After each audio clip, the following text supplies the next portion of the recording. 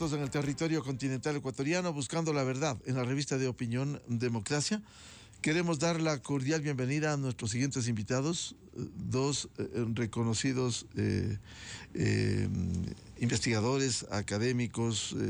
el doctor Alfonso Valenzuela. Leíamos precisamente para este diálogo. Él es un profesor investigador de la Universidad Autónoma del Estado de Morelos, en México. Leíamos con mucha atención el libro La construcción espacial del miedo, en donde la relación entre el miedo y el entorno urbano es descrito de una manera que refleja la realidad que vivimos, y no solo en México, sino en América Latina. Bienvenido también al general Juan Carlos Rueda, un ex jefe policial en el Ecuador. Doctor Alfonso Valenzuela, ¿cómo administrar esta relación entre el miedo y el entorno urbano en medio de situaciones complejas, difíciles? Lo viven ustedes en México, lo vivimos hoy en el Ecuador cuando ha sido declarado la guerra contra el narcotráfico en condiciones complejas y difíciles. Doctor Alfonso Valenzuela, muy buen día. ¿Qué tal? Muy buen día, igualmente. Bueno, sí, quería sobre todo comentar un poco la experiencia mexicana, en donde pues el lugar donde se resiente mayormente la violencia y los delitos, pues resulta ser las ciudades, el espacio construido, el entorno que habitamos.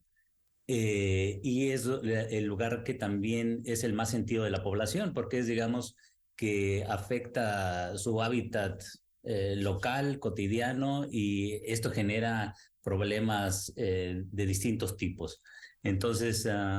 sí me parece que pues hay ciertas medidas que hay que tomar, no son fáciles, es un problema multinacional. Entonces, sí me parece que se tienen que dar ciertas condiciones para pues enfrentar una guerra contra el narcotráfico a partir de la experiencia mexicana. Claro, y nosotros tenemos un vecino como Colombia que también ha tenido una experiencia muy compleja y difícil. Recordamos las décadas de los 80s, 90s, incluso de este nuevo milenio. Sin embargo, cuando hay medidas que no son fáciles, ¿cuáles debieran articularse desde la vivencia de la experiencia, como es el caso de México, doctor Alfonso Valenzuela? Sí, a partir del caso mexicano, pues nosotros iniciamos la guerra contra las drogas, digamos, eh, y ya llevamos, pues sí, 10, 15 años en ese proceso. En el caso mexicano, que puede ser el caso también de algunos otros países, el sistema legal y judicial, para empezar, digamos, no estaba lo suficientemente robusto para enfrentar esta iniciativa o, bueno, esta declaración de guerra, porque pues sí hay ciertos factores que conviene tomar en cuenta, como puede ser el fortalecer, insisto, este tema legal y judicial, digamos, esta articulación entre fiscales y jueces, para que a fin de cuentas, en primera instancia, haya sanciones contra los infractores, porque en el caso mexicano, pues el sistema no estaba, comento, robusto en ese sentido, y eso provocó una serie de problemas que luego, más adelante, vimos más a fondo, que era el no tener ese sistema que respaldara la acción gubernamental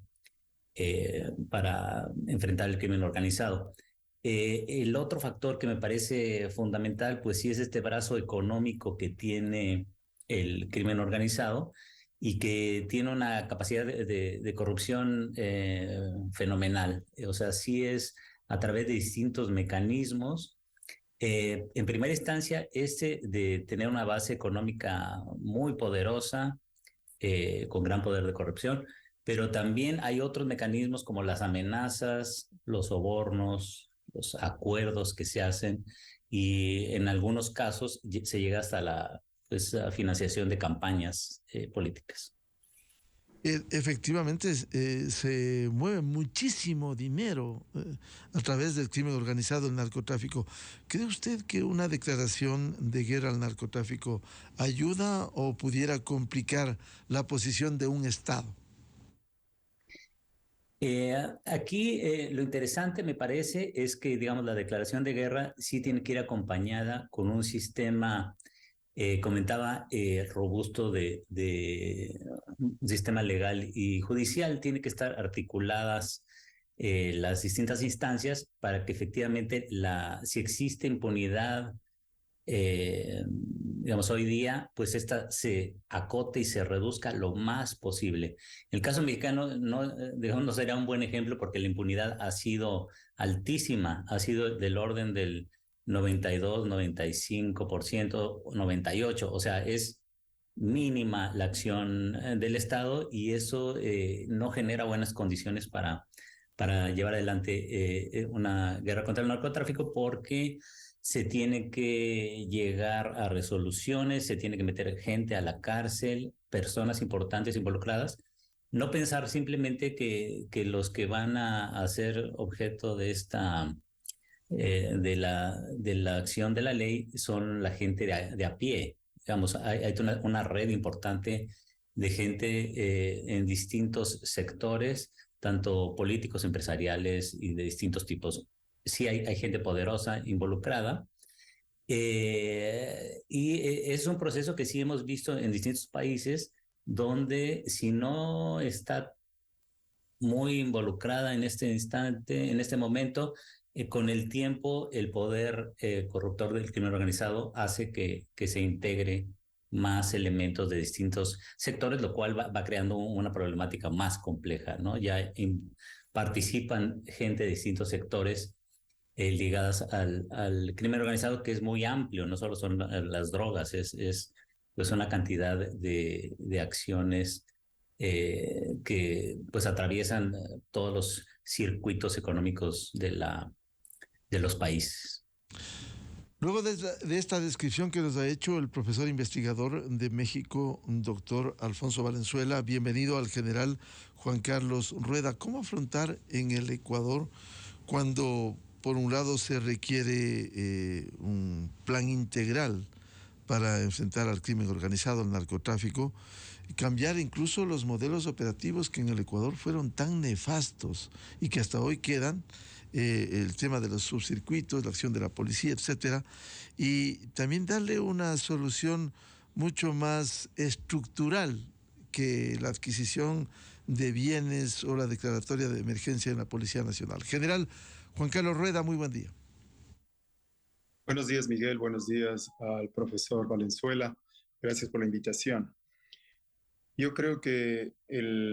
tenemos que llegar a un acuerdo general que estamos viviendo una guerra contra el crimen, una guerra que nos da señales fuertes que se traducen en miedo, en terror, en una elevada tasa de homicidios, en una penetración en todos los sistemas institucionales,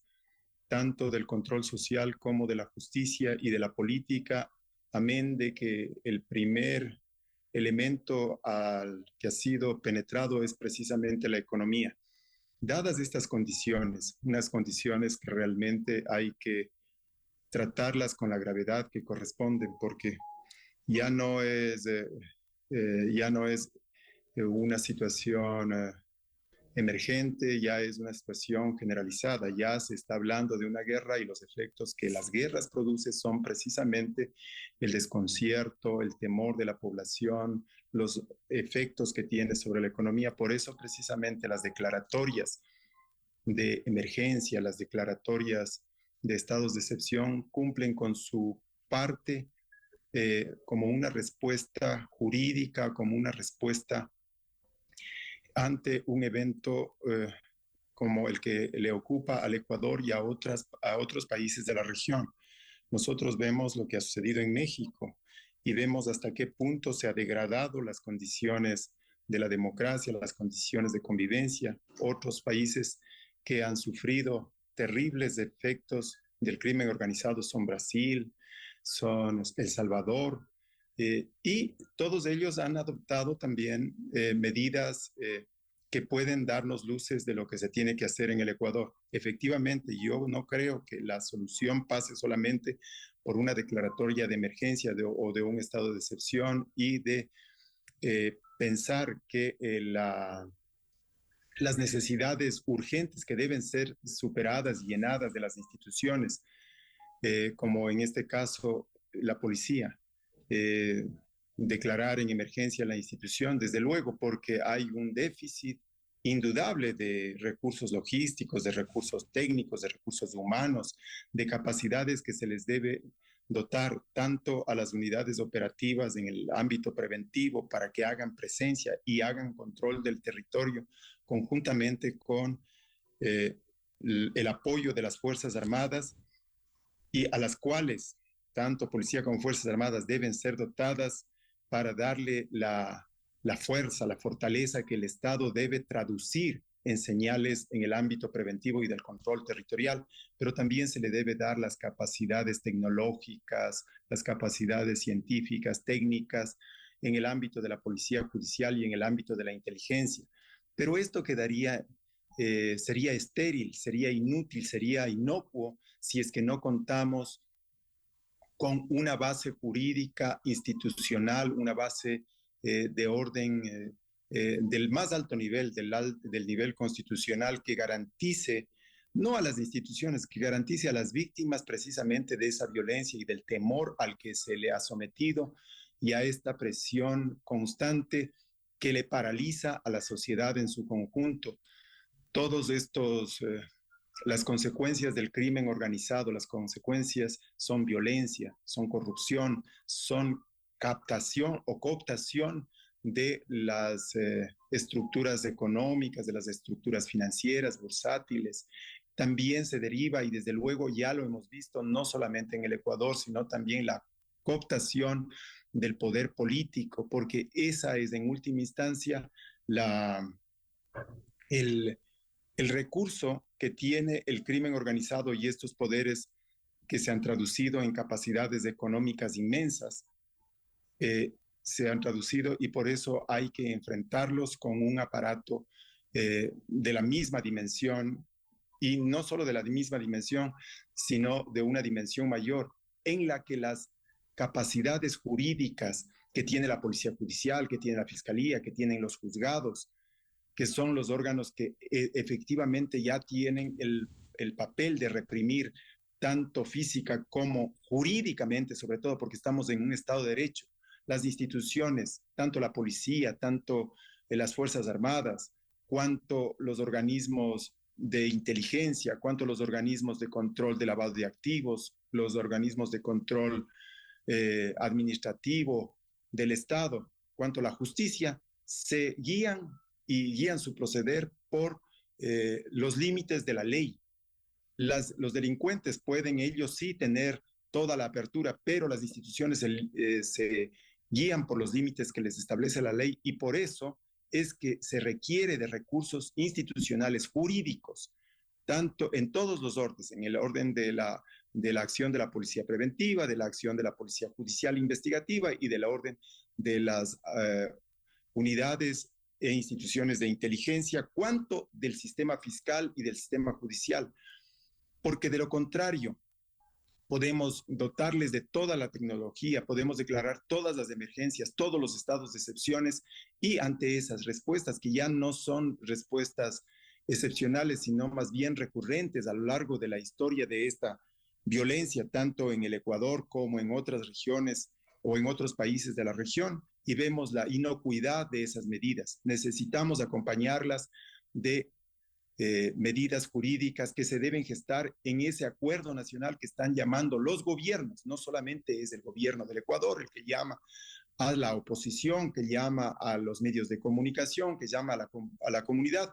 para, en un esfuerzo nacional integral, luchar contra un fenómeno que está cooptando al país y que está tomando los territorios, que está tomando las ciudades, que está tomando las fronteras,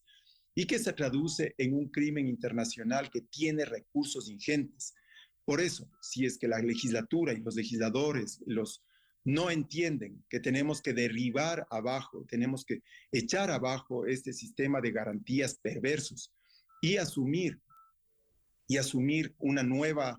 una estrategia en el orden político, en el orden institucional para enfrentar este crimen, no habremos logrado nada y los esfuerzos se diluirán, los esfuerzos económicos que se traducen en esfuerzos del pueblo, en esfuerzos que se traducen en tratar de dotar a las instituciones como se debe. No podemos tener a instituciones que no tienen los recursos. Hoy las condiciones de la tecnología, las condiciones del poder financiero que están esgrimiendo estas organizaciones y que se traducen en violencia, en control territorial, en control de la economía, deben ser enfrentados con la misma magnitud y por eso debe haber un acuerdo para trasladar esas necesidades de una legislación potente y de un discurso potente. Y debemos tener todos el valor de romper paradigmas. Yo le digo, en muchas ocasiones he visto con detenimiento el caso del Salvador, el caso del presidente Bukele, y pese a las críticas, su pueblo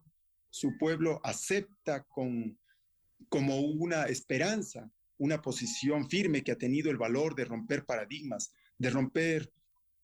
y de plantear que los derechos humanos deben... Alfonso Valenzuela, partiendo de estos hechos que viven los estados, ¿cómo incide en los habitantes de manera especial este uso que se ha dado al miedo como un instrumento efectivo de control? Precisamente en su obra La construcción espacial del miedo, obra que fue laureada aquí, recuerdo, en la Bienal de Arquitectura de Quito 2016, ¿cómo se administra eso frente a la población, frente a eso que se siembra el miedo en la gente?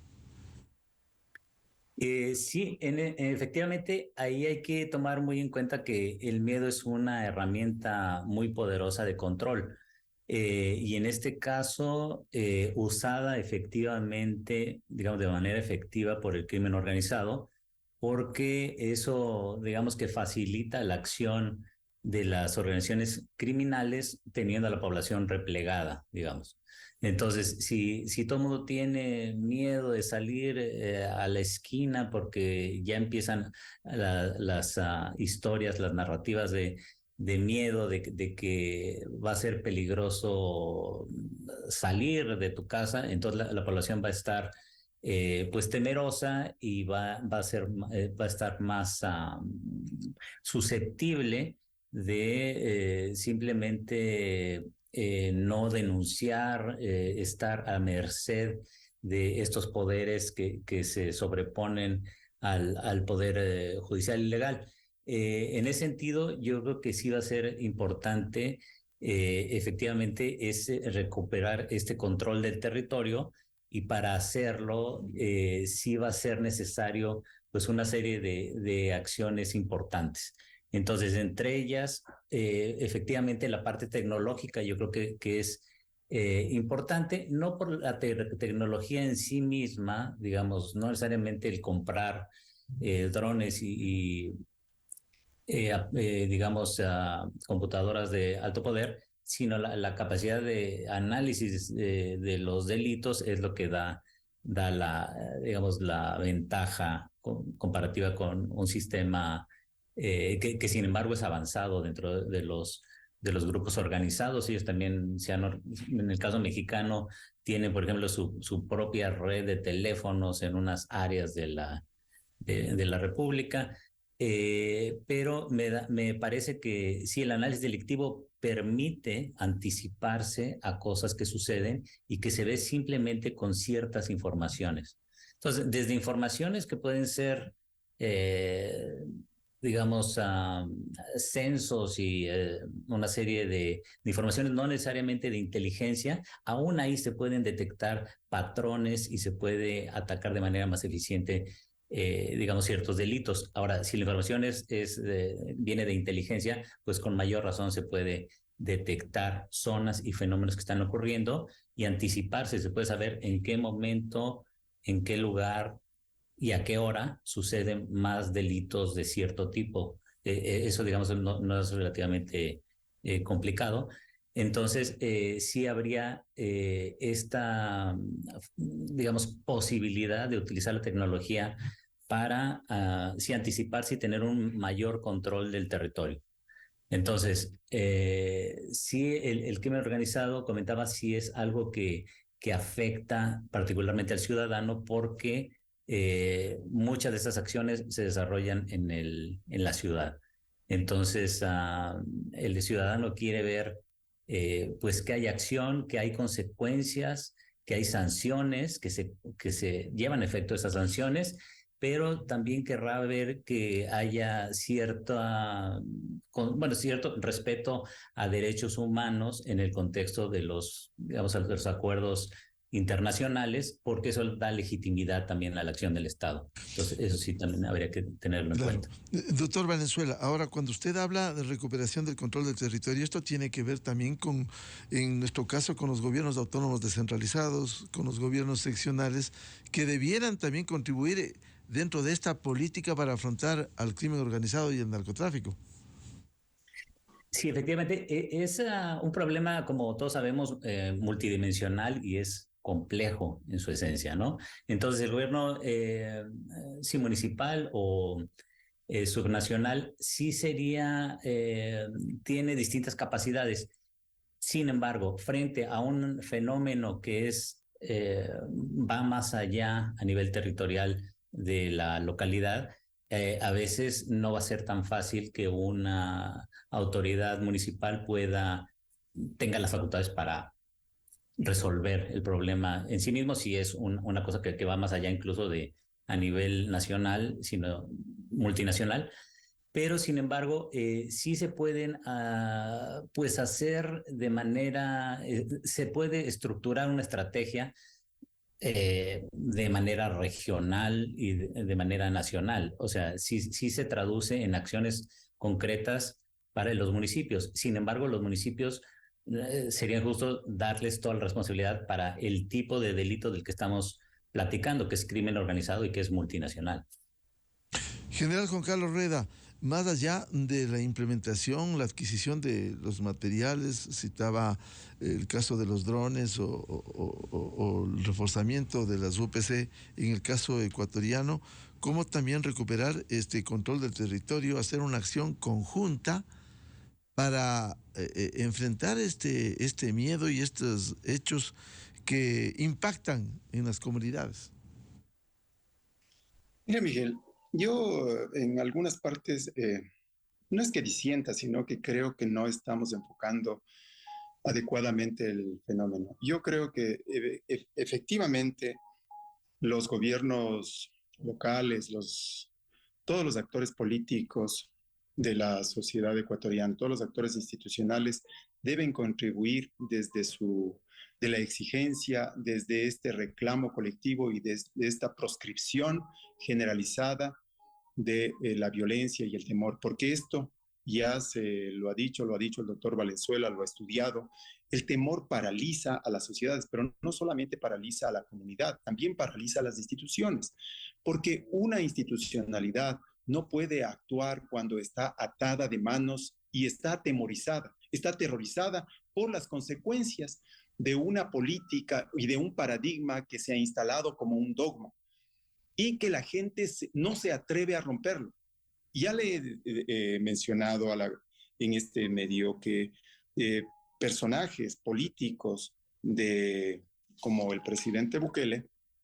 ha tenido una aceptación precisamente porque no es que está rompiendo los derechos humanos de los delincuentes. Efectivamente, en ese país hay programas de reinserción, hay programas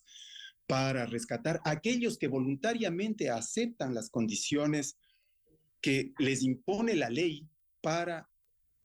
reintegrarse a la sociedad, pero aquellos que no se han sometido a este mandato de la ley y no lo han hecho, y lo han hecho en forma